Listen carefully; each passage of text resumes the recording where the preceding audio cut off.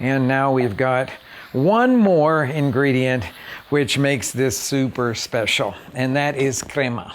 So crema is sort of misunderstood in the United States. The best cremas in Mexico, the best cremas del rancho, as they would typically call our ranch-style creams, are made in a way that is very reminiscent of making, say, creme fraiche. So you start with heavy cream, and you give it a culture, and you set that. When you find crema in the Mexican grocery stores in the United States, oftentimes it is a much lighter product that is thickened actually with gums. So it's not going to have that same luscious feel. So a lot of times when I'm working with crema in the United States, I will opt for either making my own, which is what I have here. This is one that we've made here. Or I will use creme fraiche, because that to me is a little bit closer.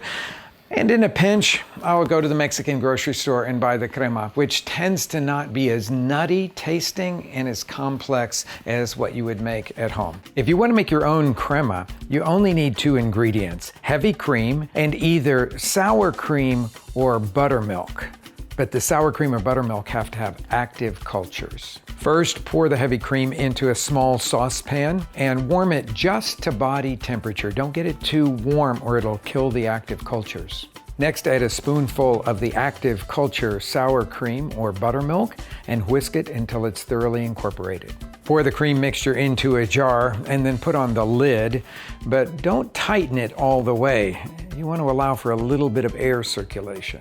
Let the mixture stand at room temperature for about 12 hours until it's noticeably thicker. Then put it in the refrigerator and chill thoroughly before using. You know it's ready to serve when it has this luscious, thick consistency. So I've got my crema here, which I'm going to add to the skillet now. Our zucchini, our calabacitas are cooking up nicely, and this is going to be a little crowning glory on the whole thing.